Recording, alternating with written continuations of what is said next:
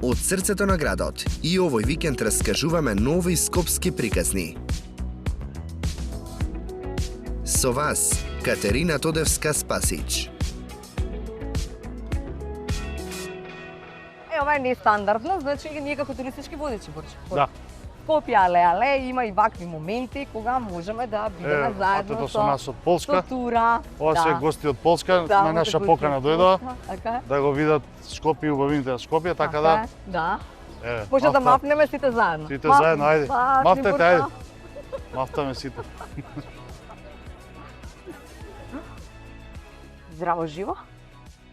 Здраво. Добре, не дојде во Скопје, але. Морам да прашам, го сакаш Скопје? Добро, на почеток одма со Со директни тешкото прашања. прашање. Па сигурно дека го сакам. Скопје е градот кај што сум израснат, барем оној период кој што сум живеел во Македонија, е нормално дека има голем дел и во мојот развој, и во мојата младост и се она што сум поминал, основата на се она што сум денес, сигурно дека голем удел има и град Скопје. Да. Се сеќавам на интервју со тебе каде што нели кога можеше да останеш некаде надвор, некако имаше солзи за Скопје и Македонија.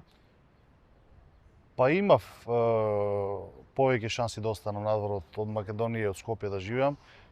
Сигурно, меѓутоа дури имав и се уште важечки договор со екипата на Бенфика од Лисабон, каде што уште 2 години може да остане, меѓутоа решивме дека е доста веќе надвор и се вратиме во Скопје и сигурно дека не зажаливме затоа што Скопје се уште е пак е повторен и покрај се Скопје е нашиот дом. Во кое мало и почна животот на Борко? Животот на Борко почна Сегдени Скопје. Сегдени Јас сум од Сегдени Скопје. Како дете сум растено на селото Бутел. Каде поточно во Бутел, ајде, лоцирај ги оние кои што не гледаат. Не знам сега на улица да не звучи како таксисти да објаснуваме. Меѓутоа Колку треба за објаснување? Бутел, па не, Бутел 1 е. Јас сум Бутел 1 сум растен кај не знам, после трговскиот центар, десно уличката, па лево, овака, пластично ти така да, во куќа, да. Со моите родители, после се преселуваме во населата Кисела вода, каде што поминав неколку години и после тоа нормално моето заминување на странство, веќе 15 години бев надвор, па сега и фамилиарно надвор. И сега сме во општина Центар, тоест во населбата Црнич. Зошто Црнича не ја избра Кисела вода сајти? Па затоа што по моето заминување или пред да заминам во странство, како релативно млад направив една инвестиција, си купив свој стан во Црнич и додека бевме надвор тој стан стоеше така и одлучивме да кога се вратиме да тамо се преселиме. Се преселите. Кисела вода или Бутел се повеќе спомени, како? Па и Кисела вода и Бутел. Бутел носи еден дел од спомените, различен, Кисела вода носи друг. Во Бутел се сеќавам на моите почетоци во спортот, во ракометот, се сеќавам на целодневните играња и трчање по игралиштата и по населбата Бутел. Во населбата Бутел, затоа што Бутел е малце мешана средина, се сеќавам и на дружбите и со другарите од школото, се сеќавам и на учењето на постарите кога ве учат на првото крадење на сладолед од локалната продавница, така да и тоа имаше. Па као деца мора и тој дел да го поминете, за да во животот научите се. Како беше да се биде? Са ни кажа неколку работи, ајде да одиме по ред. Каде се играше? Почна прво фудбал да играш, па после дојде ракомет. Како дојде ракометот уствари? Не, почна фудбал, меѓутоа доста несериозно, затоа што откако мал бев така пуничко дете, дебелко и немав некој дни на баш фудбал, се случи на час по физичко, како што и сите, да речам, успешни приказни почнуваат така, со мојот наставник по физичко, кој не собра и не однесе сите заедно да тренираме ракомет, кај еден се уште мислам или не знам, се нека не е повеќе жив професор Боскос, таму и почнавме да да тренираме малку посериозно, ако може така се наречи, и се роди некоја си љубов за ракомето и за спортот, и од тогаш до ден денеска бев до кратко време, до пред извесен период професионален спортист, кој што според моје мислење имав една сосема успешна кариера.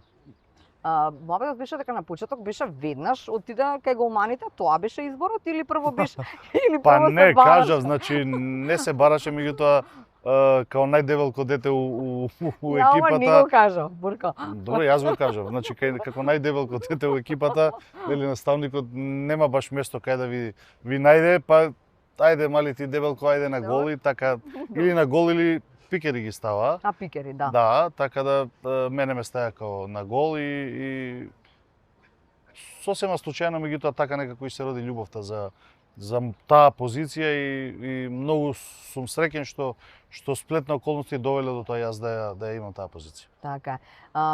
Голманот е многу сериозна улога во тимот, во ракометот, нели? Оние кои што не знаат или не гледале, можеби треба да подпрочитаат или да видат. А од друг аспект, кога сте голман, веројатно многу работи ви се тука, нели ги гледате, а баш кај што решавате за многу нешта вие самиот. Мене ми се допаѓа тој притисок кој што го има во спортот, во ракометот голманите, затоа што вие сте константно на тапет и на мета, и по позитивни и по негативни. На крај на денот треба да научите да живеете и со едно со другото. Да. Меѓутоа голманот во ракометот е едно од најважните, ако не и најважно место, затоа што без разлика што имате одбрана пред вас, на крај на денот вие може да го завртите над преварот во ваша полза, или да направите грешка. Така да тоа е една стварно сериозна позиција која што мора да бидете најпрво многу ментално силен, затоа што луѓето често знаат кога сте добри да фалат, кога сте лоши да критикуваат, и треба да најдете баланс помеѓу тие две работи, да не се премногу ајде да кажем, да не уживате премногу кога ве фалат, и да не тагувате премногу кога ве критикуваат. Така да една доста позиција која што е физички, меѓутоа и доста ментално и психички захтевна, и бара една психичка стабилност која што јас низ годините ја најдов, и да го најдете својот мир без разлика на се. Еден од идолите во почетоците мои ми беше доскорешниот селектор на македонска репрезентација Данил Брестовац, кој што ми беше еден од идолите во тоа време кога почнував ракомет. Каде играше тогаш Данило? Данило играше тогаш во Вардар. Во Вардар? Да, да.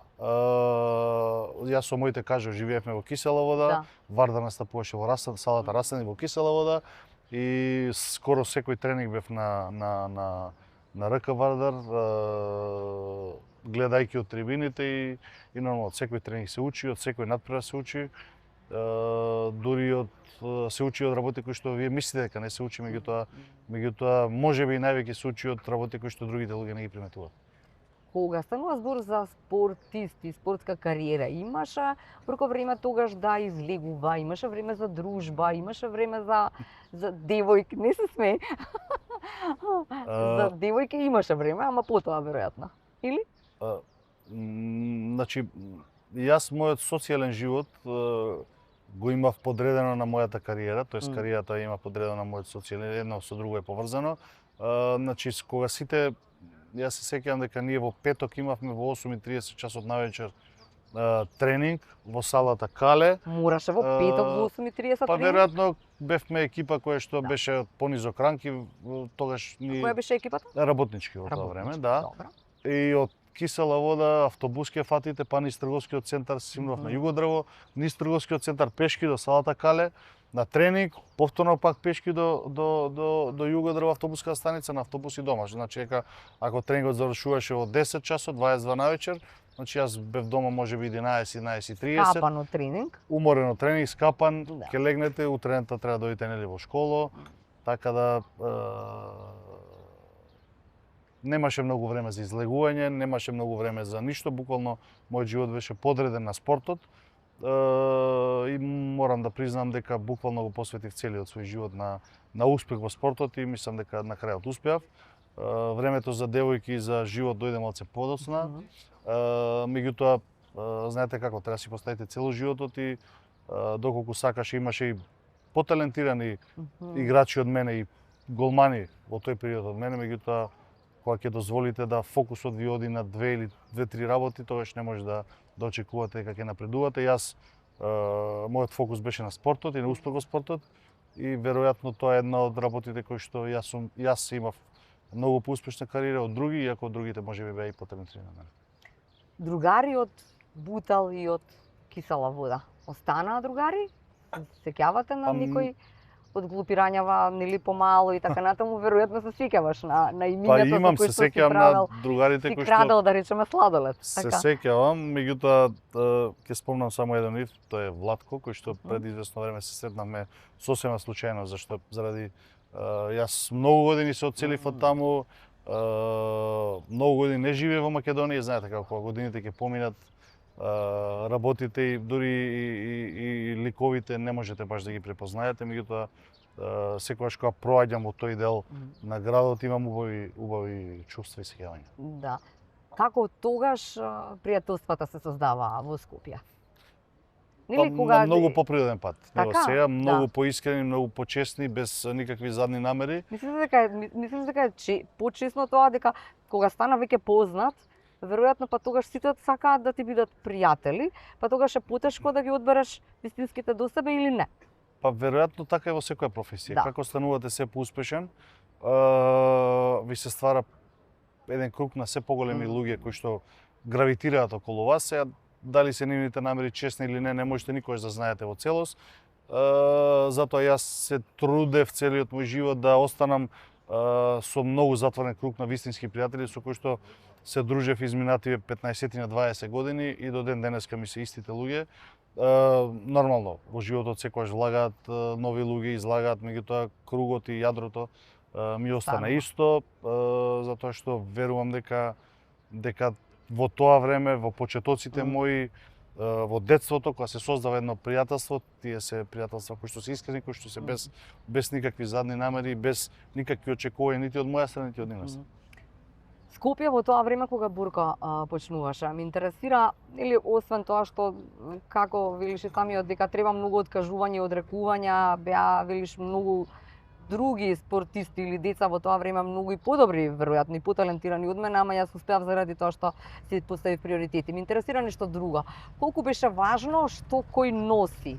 Имавте вие патики какви што имаат сега патики, овие новиве деца кога одат да тренираат ракомет или да тренираат кошарка или фудбал? Сега се други времења. Опрема и не знам што, нели? Не знам, без... Ајде да не спомнуваме брендови, ама... Сега се други времења, значи во тоа време ние трениравме со онаа опрема која што имавме. Никакви патики мора да купите посебни, меѓутоа сите останати додатни делови, тренерки, не знам, вакви, овие биле специјални за голмани, овие биле се тренира со тоа што имаш дома да го најдеш, со она што може твоите да ти го приуштат. И на крај на денот тоа апсолутно верувајте нема никаква улога. Улога има талентот, пожртвуваноста, желбата да успеете и работата. Се друго е пролазно и апсолутно небитно. Сега во овој период на ајде да кажем овој живот кој го живееме, работите се некако изместени. Децата, вклучувајќи ми мене, кон моите деца добиваат многу полесно работи кои што ние никогаш не сме можеле да замислите како ги имаме. Јас сега малце ќе избегнем од тема, се трудам кон моите деца, кон постариот син да бидам колку што е можно да го држам на страна од сите тие работи. И веќе почнуваме, дојдовме во стадиум каде што се трудам да го научам дека ништо во животот не е лесно и ништо во животот не доаѓа лесно како што тој го добива.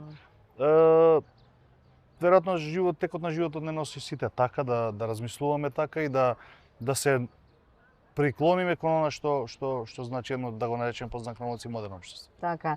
Ќе бидете докрај искрен да ми кажете дали никогаш имаше и поднапивање во Скопје после добри резултати? Јас сум секогаш искрен, мислам дека го знаете тоа многу одамна. Сакав на ти и ме навликуваш и мене на вие, добра, ајде на вие тогаш. Борко е тип на човек кој што во животот алкохол од оној тип на луѓе кои што две му се малку, три му се многу, значи А знам колку ми се доста. Јас сум тип на човек кој што многу ретко си дозволил да биде во алкохолизирана состојба, дека сме излагале со друштво и сме подпивнувале по една, две, три, да, апсолутно, тоа е секој млад човек. Каде? Тоа сакав да прашам. Каде? Ја во Скопје во најубавите години не живеев во Скопје, во Македонија, значи меѓутоа мојата, да кажам, по знак наводници младост, ја поминав насекаде низ Европа, во Шпанија, во Германија, во Португалија, во Катар, во Франција, така да тој период од животот во Скопје, во Македонија го имам малце прескокнато. Дури имам и пријател, мислам, кумашини сме, јас сум кум, кој што до брзо време ме зезаше дека ја во Скопје кога ќе дојде во Македонија, нели, ќе дојдете на 2 недели и ќе ми каже дај да одиме таму, ја не знаев ни кај се наоѓаат на дискотеки, зашто стварно. А сега знаете кај се? Па не, во дискотеки не, не, ретко во дискотека, знам да отидам со пријатели во ресторан, во кафана, да седнеме, да се подружиме, да се опуштиме малце, меѓутоа дискотеките се знам да отидам и во дискотека, меѓутоа не се чувствувам пријатно затоа што имам стварно куп обврски кои што не ми дозволуваат баш до таа мера да се опуштам. Да. Скопје и Вардар, никако не е нормално едното без другото. Кога дојде Вардар во животот на Борко? Па добро, Скопје е Вардар и Вардар е Скопје, тоа се две работи кои што едно без друго не одат. Вардар дојде како напредував јас, веројатно како некој си млад голман, така и председател на Вардар, тогашниот, а и сегашен господин Михаил Михайловски ме забележал, ми се јави, отидов на кај негова канцеларија, подпишавме договор, мојот прв професионален договор. Колку години имавте? Па не се сеќавам колку години, меѓутоа мислам дека бев околу 18 на години. 17-18 години. Мојот прв професионален договор, кај што во тоа време две ракометни легенди голмански беа голмани, тоа е Данило Брестовац и Зоран Петковски. Тоа се две легенди кои што беа во тоа. Јас бев детето и морам да признам дека многу научив во тој период и од двајцата, затоа што едниот се сеќа ме праќаше по бурек, другиот ме праќаше по банани да му купувам. Меѓутоа банани. Банани? Да. Кој е по бананите? Данило. Данило? Да, Данило и Зоки е по бурек. По бурек, да, он бурек ме праќаше му купувам. Така да тој беше еден период кај што многу може да научите од две ракометни легенди како што се они двајца и пак ќе повторам, јас сум благодарен што мојата кариера се развиваше на начин да не прескокнувам скалила и во животот и во кариерата, за да може да стигнете до ова што се денеска. Меѓутоа ако на брзина се извинувам, ако на брзина скокнете скали во кариерата и во животот кои што не треба да ги скокнете, се случуваат и проблеми понатаму. Морам да ве вратам малце. Ми требаат детали. Значи, замислувам. Детето, како што се нареков ти самиот, нели? Данило или Зоки на гол. Кога прв пат ви дадоа можност да влезете? Дали се сеќаваш секогаш и за секогаш на тој миг? Се сеќавам, како не сеќавам. Како помина таа утакмица? Се сеќавам. Беше надпревар втора, во тоа време лигата беше доста сериозна и игравме куп на Македонија и ни се падна, се играше во 2 надпревари во исти ден. Добро. На Сабајле надпревар во 11 беше, не сеќавам, 12 и вечерниот во 6-7. И мене ја добив шанса на утрешниот кој што надпревар кој што игравме со екипа од втора лига, не знам дали Повардари или некоја екипа беше. И тоа се тие работи во животот кои што ве учат да не може да избегнете од колосекот. Се сеќавам дека на тој надпревар бев стварно добар и јас радосен, нели, среќен, полн со себе, нели, сте добиле готово, да. Супермен и Химен станувате, нели, после тоа одма, 2-1 и доаѓате на попладневиот надпревар со облекувална и добивате заушки од Зоран Петковски, зашто кога сте влегле не сте рекли добар ден и сте биле многу арогантни, зашто сте мислеле дека сте бранеле добро, па сега меѓутоа се тоа со позитивна, со позитивна смисла го кажувам и конотација, така да тоа се работи кои што во денешната генерација тешко да го видите. И тоа ми е така една почетна лекција да да и покрај се во животот и што и да направите да бидете нормален. Значи се работи стварно за потребно за една голема доза на концентрација и фокус за да може да успеете во тоа. И јас не сум имал физички предиспозиции како другите голмани, пак ќе повторам из цела моја кариера бев малце и пуничок и дебелко и како сакате да наречете го, така да моите недостатоци пробував да ги натополнам на тој начин. Кога најмногу тоа ви помогна? Низ цела кариера. Низ цела кариера? Не се сеќавате на миг кога беше решавачки? Јас се сеќавам, нема решавачки миг. Секој решавачки веројатно. Спортот и успехот во спортот не е трка на 100 метри, тоа е маратон кој што треба константно да го трчате низ целата кариера и не смеете да дозволите ако во еден период од вашата кариера осетите неуспех, што на сите се случува и природно, да излезете од вашиот начин на функционирање на размислување. Ако верувате дека тој е правилниот начин, без разлика на се, треба да верувате во тоа што го работите и да останете имун на сите оние надворешни влијанија кои што допираат до секој еден од нас. Сега видовме дечиња кои што возат точак. Имате сега време за своите деца, точак, сопруга, не знам не се смеете сега, не знам парк, не знам некои други времења кои што нели ги паметиме, ама веројатно времево е ново, па не меле. Сите сме внатре. Ова ми е константен приговор од мојата сопруга. По женска линија ова. По женска линија. Доволно време за све. Идеално никогаш не може да има, меѓутоа јас сум тип на човек кој што сега и обврските мои приватни кои што ги имам према Вардар се огромни. Меѓутоа се трудам да се она што го работам до 17 часот. После 17 часот го земам своето дете, сега двете дечиња од градинка и обавезно одиме некаде. Дали се работи за парк, дали се работи за некоја игротека, тоа зависи од желбата на постариот син, на Душан. Така да го земаме од градинка и го прашуваме него кај сака да оди. Ние сме буквално спремни за кај што ќе побара он да отидеме. Да. Сега во последно време тоа е возење точак.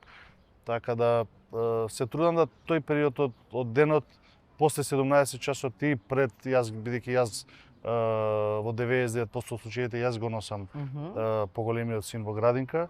Значи тоа се времињата, јас станувам на Сабајле, се спремаме заедно, го носам во градинка, одам во канцеларија, завршувам обврските и во 17 часот, некојаш и во 18 часот го земам во градинка и заедно правиме она што треба да го правиме и сум за обврски многу тежок и ретко кога оставам дел од врските да ги завршам за после 18 часот. Ние сме понекогаш знаеме да бидеме и лоши. Зборувам не само во Скопје, туку и надвор, тоа за очекувањата на некој кој што е нов на некоја позиција. Така, и кога бевте на меѓу стативите, нели, и сега од другава страна, нели, како некој кој што треба да го донесе клубот наму каде што мислите дека треба, веројатно тоа е на врвот. Кога ќе кажат и скопјани, не само скопјани, и македонци, нели, ништо, ве допира тоа?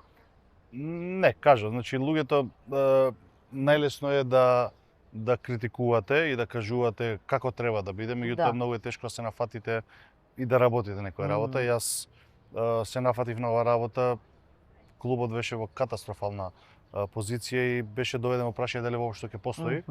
И јас прифатив да бидам дел од нешто што се вика, па заради љубов и заради обврска. Јас чувствувам обврска према Вардар, према спортот генерално и према Македонија да вратам дел од она што можам да го дадам во својата фела, затоа што мене Македонија спортот и ракометот ми дадоа се и ме направија подобар човек, ме направија и голем спортиста, ме направија и македонец кој што си ја сака и се почитува државата и мислам дека ми е дел од обврска да вратам за се она што Македонија ми дала и спортот.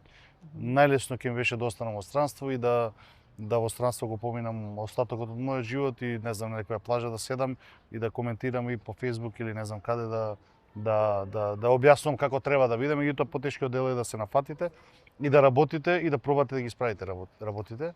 Што мислите за Вардар сега? Па затоа кажав, се нафатив на една работа која што беше доста компликувана. Почнавме од нула буквално, со големи долгови кои што Вардар ги имаше позади себе изминатиот период. Подпишавме со 7-8 нови спонзори, ги задржавме старите. Прошлата сезона доека јас бев играч, завршиме на третото место. Оваа сезона одиме чекор понатаму, најпрво да го стабилизираме Вардар финансиски, да не зависиме од еден, двајца, тројца луѓе, меѓутоа тоа да биде еден тим на поголеми спонзори кои што ќе го одржуваат Вардар и ќе му даваат финансиска поддршка и помош. Мислам дека голем дел од тоа завршивме, ни останува уште многу работа, затоа што има работи кои што се далеко од идеални во Вардар, кои што како треба да изгледа еден голем клуб и професионален клуб. Меѓутоа, како што кажав, чекор по чекор одиме понатаму, природно е луѓето да очекуваат многу, меѓутоа тие очекувања секогаш ќе ги базираме на реални можности во моментот кој што Вардар ги има. Реалните можности во моментов на Вардар се да го стабилизираме клубот, сме до последен момент во трка за шампионска титула, а следната сезона сигурен сум и убеден затоа што направивме тим за следната година веќе кој што ќе биде далеку поконкурентен од овој, иако последната сезона завршиме на третата позиција, сега сме во борба за титулата, сигурен сум дека следната сезона, ако не и оваа, бидеме шампиони на Македонија. Одлично. За крај емисијава се вика Скопје але, како навивам за Скопје, нели? За како Скопје навивате? Навивам за подобро Скопје, за почисто Скопје, навивам за Скопје исполнето со среќни луѓе кои што ќе си помагаат едни на други, луѓе кои што ќе се почитуваат меѓу себе. На крај на денот Скопје во кое што сите ние ќе бидеме од ден на ден се подобри. Благодарам. Благодарам.